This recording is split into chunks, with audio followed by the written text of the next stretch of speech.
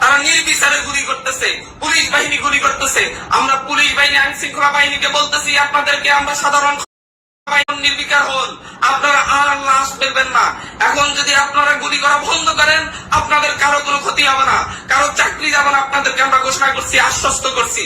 আমরা শেখ হাসিনাকে বলবো, অবিলম্বে গণভবন ছেড়ে দিন, ক্ষমতা ছেড়ে দিন, শান্তিপূর্ণভাবে ক্ষমতা হস্তান্তর করুন। না হয় আগামীকালকে এদেশের ছাত্র জনতা গণভবন থেকে আপনাকে টেনে হিসেবে বের করবে। এটা আমাদের দাবি। জীবনের বিনিময়ে হলো এদেশের ছাত্র জনতা আপনাকে ওখান থেকে বের করে আনবে। আপনি সিদ্ধান্ত নিন, আজকে আপনার জন্য সময় আছে। আপনি শান্তিপূর্ণভাবে ক্ষমতা হস্তান্তর করবেন, নাকি আপনি গণভবন থেকে স্বৈরাচারের তকমা নিয়ে, ফ্যাসিস্টের তকমা নিয়ে শ্রীলঙ্কার মতো দৌড়ে পালাবেন। এটা আপনার জন্য সময় ভেবে দিলাম। আজকে রাতের মধ্যে আপনাকে করুন। বাংলাদেশের প্রতিটি জায়গা থেকে, প্রতিটি আনাচে কানাচে থেকে ছাত্র জনতা প্রত্যেককে তার অবস্থান থেকে ঢাকার উদ্দেশ্যে রওনা করার জন্য আহ্বান করলাম। প্রত্যেকে তার জায়গা থেকে এক্ষুনি ঢাকার উদ্দেশ্যে রওনা করুন। ঢাকার রাজপথ প্রকম্পিত করুন। ঢাকায় কোটি কোটি মানুষের সমাগম হবে, কেউ বাসায় থাকবেন না।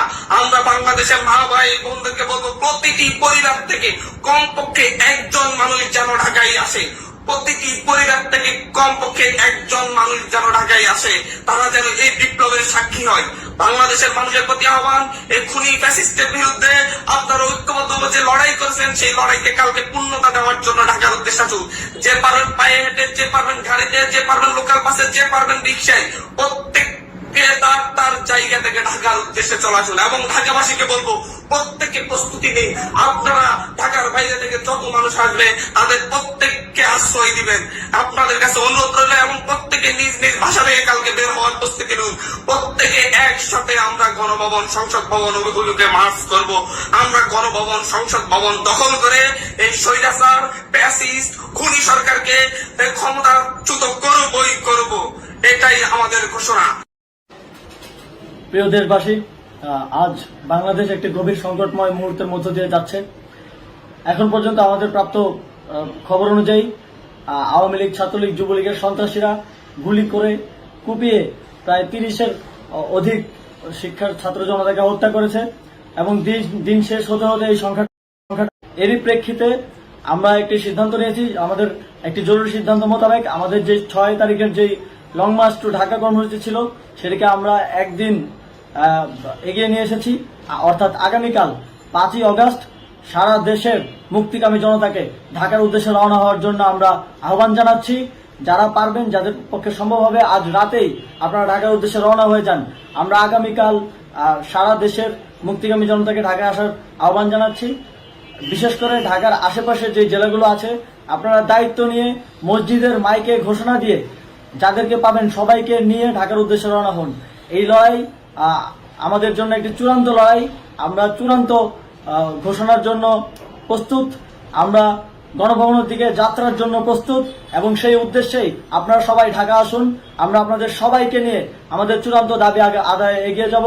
আমি জানি না সমন্বয়করা আজকে রাতে বেঁচে থাকতে পারবে কিনা, কিন্তু আপনাদের উপর আমরা এই দায়িত্ব দিচ্ছি। আপনারা সবাই নিজ দায়িত্বে ঢাকায় আসবেন আগামীকাল, এবং পরশু পরিস্থিতি বিবেচনা করে পরশু গণভবনের দিকে 4 দিক থেকে আমরা রওনা হব।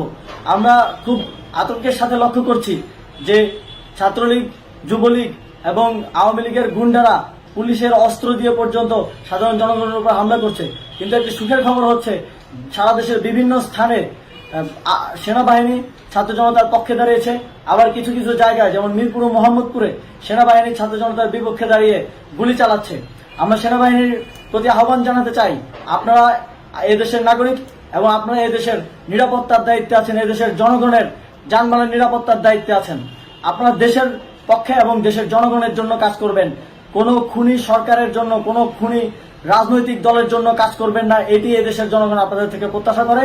আমাদের এই আন্দোলনে সম্পূর্ণ সমর্থন দিয়ে হয় নিরপেক্ষ থাকুন, অথবা এই খুনি বাহিনীকে, সরকারের খুনি বাহিনীকে প্রতিহত করুন।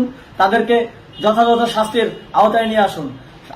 যেই কারফিউ সরকারের পক্ষ থেকে ঘোষণা করা হয়েছে, আমরা স্পষ্টভাবে বলতে চাই, সেনাবাহিনী এই ধরনের কোনো কারফিউ বাস্তবায়নের জন্য মাঠে না নামে। যদি মাঠে নামে, তাহলে সেনাবাহিনী স্পষ্টভাবে অফিসিয়ালি জনতার বিরুদ্ধে দাঁড়াবে। আমরা চাই না সরকারের এই ষড়যন্ত্রে সেনাবাহিনী পা দিক। সেনাবাহিনীকে জনতার বিরুদ্ধে দাঁড়ানোর যে ষড়যন্ত্র সরকার রচনা করছে সেটিতে সেনাবাহিনী পা দিবে না, এই বিশ্বাস আমরা রাখতে চাই। আওয়ামী লীগ আজ সারা দেশে তাদের খুনি বাহিনীকে নামিয়ে দিয়েও ছাত্র জনতার প্রতিরোধের মুখে টিকতে পারেনি। রাজপথের পরাজিত শক্তি হিসেবে তারা সেনাবাহিনী সহ অন্যান্য বাহিনীকে আমাদের বিরুদ্ধে কাজে লাগানোর চেষ্টা করছে। এই চেষ্টাকে, এই ষড়যন্ত্রকে ব্যর্থ করতে হবে এবং আগামীকাল সারা দেশে মসজিদে মসজিদে ঘোষণা দিয়ে ঢাকার উদ্দেশ্যে আপনারা রওনা হন। প্রত্যেকটি পরিবার থেকে অন্ততপক্ষে একজনকে ঢাকার উদ্দেশ্যে রওনা করে দিন, এই ইতিহাসের সাক্ষী হতে, একটি নতুন বাংলাদেশের অভ্যুদয় ঘটানোর একজন কর্মী হতে। ধন্যবাদ সকলকে। দেখুন, আন্দোলনের শুরু থেকেই গণমাধ্যম কর্মীদের সাথে আমাদের বৈষম্য বিরোধী ছাত্র আন্দোলনের অত্যন্ত সৌহার্দ্যপূর্ণ সম্পর্ক। আমরা শুরু থেকেই তাদের যে নিরবিচ্ছিন্ন পেশাদারিত্বের পরিচয় আমরা পেয়েছি এবং আন্দোলনকে আজকে এই সার্বজনীন রূপ দেওয়ার ক্ষেত্রে গণমাধ্যম কর্মীদের নিরবিচ্ছিন্ন পেশাদারিত্বের অবদান অনস্বীকার্য। কিন্তু আমরা দেখতে পাচ্ছি আমাদের আন্দোলনকারীদের সাথে গণমাধ্যমের যে সৌহার্দ্যপূর্ণ সম্পর্কটি রয়েছে সেটিকে প্রশ্নবিদ্ধ করার জন্য একটি মহল উঠে পড়ে লেগেছে। তারা গণমাধ্যম কর্মীদের যে পেশাদারি পরিচয় বা গণমাধ্যম কর্মীদের যে সম্প্রচার সেটিকে বাধাগ্রস্ত করছে, ক্ষেত্র বিশেষে বিভিন্ন গণমাধ্যম কর্মীদের আক্রমণ করছে। বৈষম্য বিরোধী ছাত্র আন্দোলন সেটিকে নিন্দা জানায় এবং আমরা বিশ্বাস করি গণমাধ্যম কর্মীদের নিরপেক্ষ এবং বস্তুনিষ্ঠ প্রচারের মধ্য দিয়ে এই আন্দোলন সার্বজনীন হয়েছে এবং আমাদের যে এক দফা বাস্তবায়নের ক্ষেত্রে গণমাধ্যম কর্মীরা অত্যন্ত গুরুত্বপূর্ণ ভূমিকা পালন করতে পারে। তাই আপনাদের প্রতি আহ্বান থাকবে, গণমাধ্যম কর্মী যারা রয়েছে তাদের প্রতি কোনো ধরনের অপেশাদারী আচরণ করবেন না, তাদেরকে অসহযোগিতা করবেন না, তাদের প্রতি কোনো ধরনের আপনারা অপ্রত্যাশিত কোনো ধরনের নেতিবাচক ব্যবহার করবেন না। গণমাধ্যম কর্মীদের সংবাদ প্রচারে এবং প্রসারে এবং গ্রহণে আপনারা সব মহল থেকে আপনারা সহযোগিতা করবেন। আমরা বাংলাদেশের সরকার শেখ হাসিনাকে বলেছিলাম যে আপনি প্রায় আমাদের শত শত ছাত্র জনতাকে নির্বিচারে হত্যা করেছেন, আপনি পদত্যাগ করুন, শান্তিপূর্ণভাবে ছাত্র জনতার কাছে ক্ষমতা হস্তান্তর করুন। কিন্তু তিনি ক্ষমতা হস্তান্তরের প্রক্রিয়ায় তো গেলেনই না, তিনি আরো মানুষ হত্যা শুরু করলেন। আজকে তিনি আরো প্রায় 40 থেকে 45 জন ছাত্র জনকে তাকে নির্বিচারে গুলি করে হত্যা করলো। এটা আর মানা যায় না।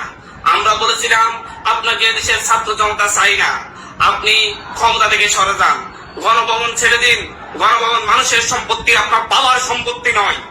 কিন্তু উনি সেটাকে বাপদাদার সম্পত্তি মনে করে সেই গণভবনে থাকার জন্য এদেশের নিরীহ জনতাকে হত্যা করে মত্ত হয়ে উঠেছেন। তিনি পাগলের মতো মানুষ হত্যা করছেন। এটা আর হতে দেওয়া যায় না। উনি আর 1 ঘন্টা ক্ষমতায় থাকলে আরো মানুষ মরবে। আমরা চাই না আর উনি 1 মিনিটও ক্ষমতায় থাকুন। আপনি অবিলম্বে ক্ষমতা ছাড়ুন। আমরা বাংলাদেশের ছাত্র জনতাকে, বাংলাদেশের সকল মানুষকে, প্রতিটি ঘর থেকে প্রত্যেকটা মানুষকে আহ্বান করছে ঢাকার উদ্দেশ্যে এক্ষুনি রওনা করুন, ঢাকার উদ্দেশ্যে রওনা করুন। আমরা গণভবন দখল করে নিব যদি উনি গণভবন না ছাড়েন। আমরা বাংলাদেশের সংসদ ভবন দখল করে নিব যদি উনি সংসদ ভবন না ছাড়েন। এই খুনি ফ্যাসিস্টকে আর ক্ষমতায় থাকতে দেওয়া যায় না। উনি যতদিন ক্ষমতায় থাকবেন ততদিন লাশ পড়বে। নিয়মিত লাশ ফেলতেছেন, নিয়মিত আমাদের ছাত্র জনতাদেরকে হত্যা করতেছেন। তিনি ছাত্রলীগ যুবলীগের ক্যাডারদের হাতে অস্ত্র তুলে দিয়েছেন। তারা নির্বিচারে গুলি করতেছে, পুলিশ বাহিনী গুলি করতেছে। আমরা পুলিশ বাহিনী, আইন শৃঙ্খলা বাহিনীকে বলতেছি আপনাদেরকে আমরা সাধারণ ক্ষমা ঘোষণা করব। আপনারা এখন নির্বিকার হন, আপনারা আর লাশ ফেলবেন না। এখন যদি আপনারা গুলি করা বন্ধ করেন আপনাদের কারো কোনো ক্ষতি হবে না, কারো চাকরি যাবে না। আপনাদেরকে আমরা ঘোষণা করছি, আশ্বস্ত করছি। আমরা শেখ হাসিনাকে বলবো অবিলম্বে গণভবন ছেড়ে দিন, ক্ষমতা ছেড়ে দিন, শান্তিপূর্ণভাবে ক্ষমতা হস্তান্তর করুন। না হয় আগামীকালকে এদেশের ছাত্র জনতা গণভবন থেকে আপনাকে টেনে হিসেবে বের করবে। এটা আমাদের দাবি। জীবনের বিনিময়ে হলো এদেশের ছাত্র জনতা আপনাকে ওখান থেকে বের করে আনবে। আপনি সিদ্ধান্ত নিন, আজকে আপনার জন্য সময় আছে। আপনি শান্তিপূর্ণভাবে ক্ষমতা হস্তান্তর করবেন নাকি আপনি গণভবন থেকে স্বৈরাচারের তকমা নিয়ে, ফ্যাসিস্টের তকমা নিয়ে শ্রীলঙ্কার মতো দৌড়ে পালাবেন। এটা